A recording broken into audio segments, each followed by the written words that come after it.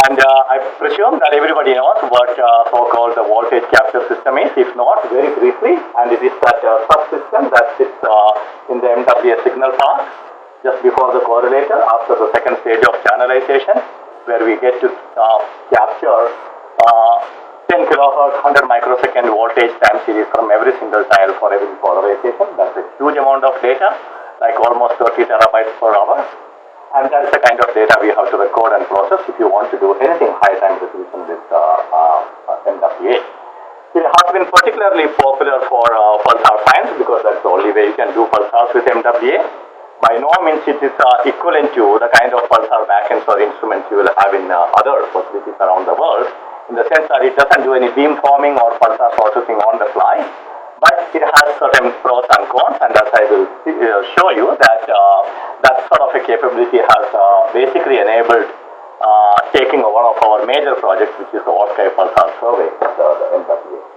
An important point I want to make here is that even though the data pulsars have been one of the main activities that has been pursued in the past few years, that is going to rapidly change with the release of this rapid response trigger mode for MWA, and the development of VCS trigger and buffer modes and related capabilities. And this is going to be now increasingly exploited for science areas just beyond pulsar. So, and you can already see that from a large number of proposals that is coming in the triggering categories, and some of them are going to use this functionality. Okay, so like I said, that the limitation hasn't really stopped from using it for science, and there's a whole range of papers that have been published over the past few years, and most of them are led by graduate students. And we have to be particularly selective on the kind of science that we can do, and with the limitations of the system, which is that you can only run this system once every few days for a maximum of an hour and a half. And these are all the papers that has used the VCS in some form or other. And I'm highlighting a few that either describes description of the capability or an application of a new capability. So they are all there in the literature, and some of them are going to be, like resubmitted or will be there in the archive pretty soon. So you can go there and read all about it.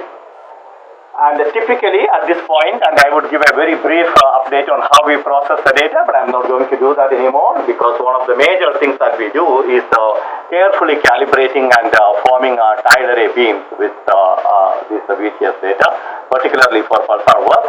So beamformer paper or et al. Is finally out there in the archive, and it's going to take us quite a while to match those number of in-prep citations that have accumulated over the past couple of years, but we will work harder and get it. Anyway, very quickly, a couple of mentions, and Stephen Tremblay, as many of you know, has originally led VCS development and supported its operations for quite a number of years, and also contributed quite significantly to our student supervision and other activities. Just want to thank you for all his effort, and he's still continuing as a certain associate and very much involved in some of the ongoing work.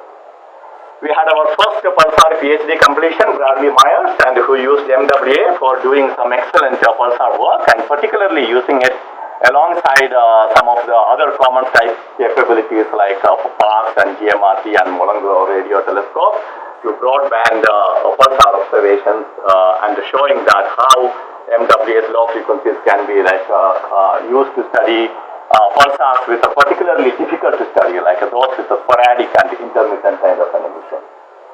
And so that's a pretty good work, and it's all set to move to Vancouver in the next few months of time. And once he hears back from examiners, next in the line, Sammy, few months down, and Meng Yao. So it's going to be a very busy year, writing thesis, prize captures, and reading and papers and so on. It's action-packed semester ahead. So new members, and Keegan Smith is our new recruit and to Pulsar team, and is going to work on building on our Pulsar database infrastructure, and also that use it to one specific Pulsar project as part of his master's research, which is looking at the frequency dependence of Pulsar emission properties. I'll probably mention that a little bit later. And Ian Morrison, and who is very heavily involved in MWA correlator and beamformer development. He has also been helping us with developing our next version of the beamformer, which is the capability to generate multiple beams, and which is exactly what we need to do that big pulsar service.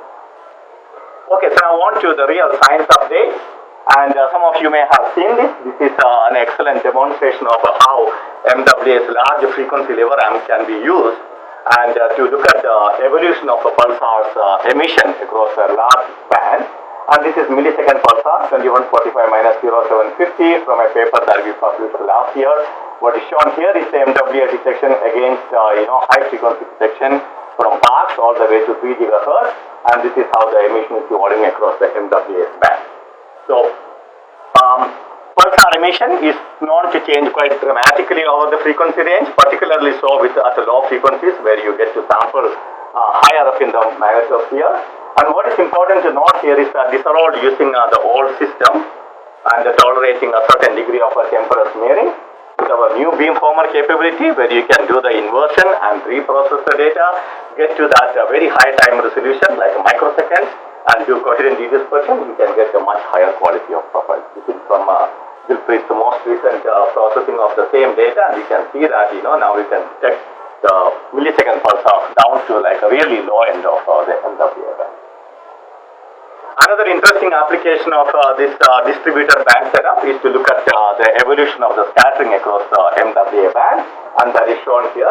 This is most recently published Franz Gersten's paper, and for certain subset of pulsars, you will see that top end of the band to the bottom end of the band, the pulsar scattering for pulse broadening evolves quite significantly. So you can use that to study both the turbulence in the line of sight as well as its scaling properties and physics. So here are some couple of examples from Franz's paper, and this real value is demonstrated here, because typically you would do that by combining a whole bunch of measurements from different telescopes and by different groups and processed in different ways.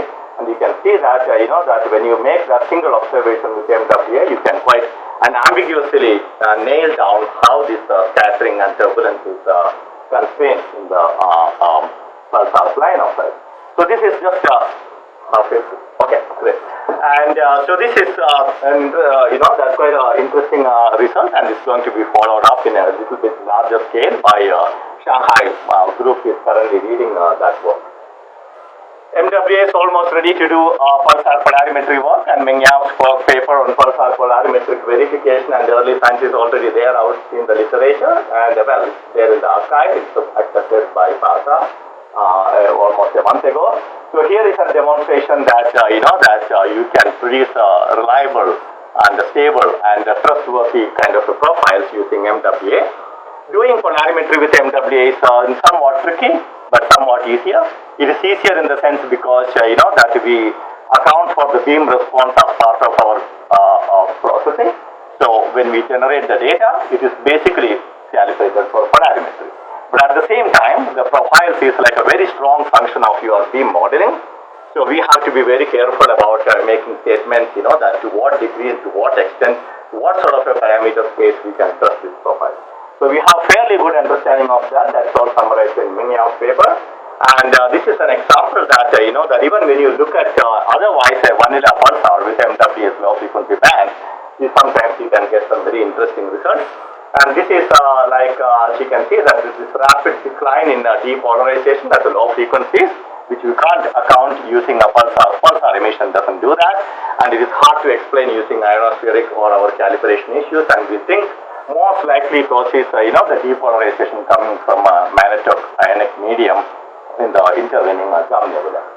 And there is an interesting follow-up project there, and that's what Meng Yao is currently working on, using both GMRT and the MWA data to look at a larger sample of pulsars in that general direction. Bradley's most recent paper, which is resubmitted back to the journal, and it's a very interesting work on rotating radio transients. And these are otherwise rotating neutron stars, but emitting only like once every 100 or 1,000 rotations. So naturally, it's very difficult to study their emission properties or scintillation properties. And Bradley's work nicely demonstrates that that by combining making simultaneous observations of the target with other telescopes like SPARC, you can get a good handle on their spectral distribution as well as scintillation properties. In this particular case, that things like pulsar phase velocities or turbulence that you characterize, turns out to be fairly typical, but at the same time, this is something hard to do with that normal observations, because these objects don't emit continuously. So you can still, the first ever scintillation characterization of rotating radio transient using MWA and work. Back to millisecond pulsars, and like I mentioned earlier, then with this new beamformer capability, we can get to high time resolution reconstruction of the data, do coherent dispersion, and here is a good demonstration of that, and this paper is just about to be resubmitted back to the journal, and as you can see here, and for this 2 millisecond pulsar, and the dispersion varying is so large that you can't even detect the pulsars at the low end of the band, or even 1/3 of the band. And with coherent dispersion and the higher time resolution, you can happily detect it down to something like 80 milliseconds. And that also basically reveals some new features which were otherwise not seen in past timing frequency. An important thing to note here is that this sort of capability also enables us to get DM measurements with a precision of something like a few parts in a million, which is almost like a record, and with at least an order of magnitude better than anything that pulsar timing community has so far achieved. So all that is summarized in an upcoming paper, and which is going to be resubmitted within a week's time. Okay, so some another interesting result, and this is has been in the Sammy's most recent paper, and which is currently under collaboration review, which is ending today, I believe, and so he will be submitting it tomorrow, unless there is some shocking comments coming in the next 24 hours. But on the science part, and as you might know, that pulsar emission is like one of the unsolved problems in astronomy, and it has been quite nailed down even after a half century. And there are some pulsars whose substructures, which we call like subpulsars, and showing some systematic and organized patterns, and we call it subpulse drifting. That is one way to track down what exactly is going on there in terms of action. So here is some very interesting follow-up work using MWA and GMRT simultaneous observations, looking at these pulsars and trying to measure this very, very subtle phase shift between the two frequencies as a function of the different drift band modes. The pulsar switches between different modes and sometimes not, and it's a very complicated pulsar. And in many wise people's work, if you can crack what's going on in this pulsar, you will be like several steps closer to understanding the pulsar emission physics. So you can read all about it, and the basic bottom line that is coming out of this paper is like you can constrain the relative emission height something like a couple of thousands of kilometers. Well, probably that you can come and ask me if anything of this doesn't make sense, or go and read Sammy's paper. So very quickly on pulsar database, and as I said, that Keegan Smith is going to take on that as like an important part of his project, and the main vision here is to develop a database of a whole range of data products like pulsar profiles, time series, and dynamic spectrum, so that you can develop a larger sample of data products to support various different projects, including the one that Keegan is going to do. And the VCS trigger mode is now, that's successfully tested, and so this is in preparation for the upcoming project, where along with the shadowing, we also like a plan to trigger ASCAP FRB detections, at least the ones which are genuinely, that high threshold ones. And this is just test observations of using the VCS trigger, and taking a few minutes of observations on a test pulsar, and showing that you can do everything that you typically do, like a calibration, beamforming, and the related developments are using the same capability in so-called voltage buffer mode, and we are also like looking into the possibility of using the combination of the two, so something called like buffered shadowing sort of a mode, stored in the next semester. Ian Morrison is also developing a commensurate FRB search mode, and this is a work around the multicast capability that is part of the new correlator.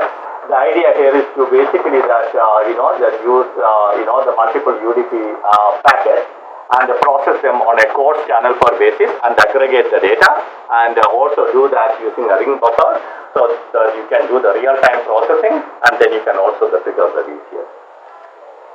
One of the other underexploited capability of a VCS is the ability to produce a high-time resolution imaging, and this is some work from Steve Prabhu, who is a master student working with Steven, and you can see that these are some examples of the pulsar field and one of Brendan's test field, and we can, that's just a demonstration that, that we can use the VCS data and successfully correlate and calibrate and images for anything high time resolution science that is involved.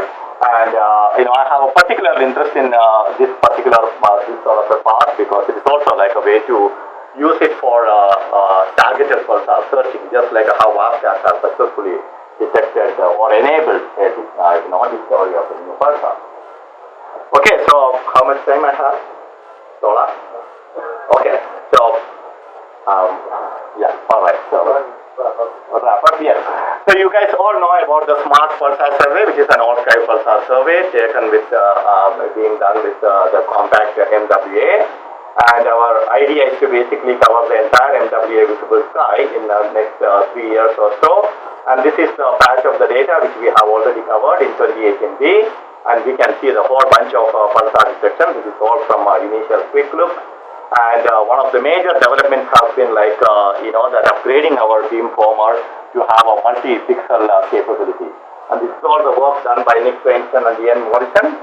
So basically you parallelize the read, compute and write operations, as well as use the GPU's pin memory for transfer, and also like a serial use of beamformer kernel. Combination of that gives you like another order of magnitude speed up, which is an important development. And this is some first slide, and which will probably not excite the pulsar people here, because it is just a small bandwidth, but almost identical plot from the standard beamformer and the new beamformer. But it's an exciting milestone, because it basically puts you in a stage that you can now start processing the data in a systematic way, and so it's going to happen in at least initial part of it is going to happen in Swinburne's Hotstars. By no means, that we are underestimating the amount of processing involved, because you are talking about every single observation producing several thousands of beams and several thousands of BM trials and a very long observations. It's going to take a while. And the 2019B, this is our plan. So we are going to look at, the 2 to 8 hour kind of an LST range, which perfectly dovetails with what we have done before. But like I was mentioning to Melanie this morning, it's very important for projects like this to have a full LST coverage over the course of its timeline. I will leave there with a summary. You probably have got an idea what all has been happening in the last 6 months. And I'm happy to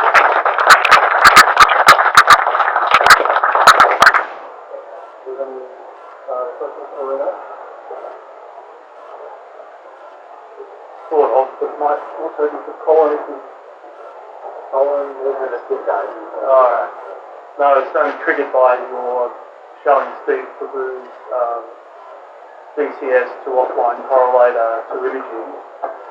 So for the solar stuff, clearly this could be extremely interesting, because you can do arbitrary. Absolutely right. You can actually correlate arbitrary resolutions. And I used to think that, until recently that, there is a hard limit of 50 milliseconds, but technically, that you can basically correlate to any resolution you want. And like I said, that I know that, this is will obviously one way to extend VCS capabilities application to beyond, the pulsars, which has been one of the predominant applications. But of course, that I know that people like Brendan and Steve are interested in tracking satellite and space debris. And this is the kind of functionality which will also be very useful in fast tracking like a potential pulsar candidate. That is, because we are recording the data, the only, the pulsar survey that's going to record wattages. So you can correlate that and look at, that potential candidates. But like you said, that for IPS or solar applications that requires any higher time resolution or higher frequency resolution, is perhaps for some classes of, solar bursts, which also will be useful.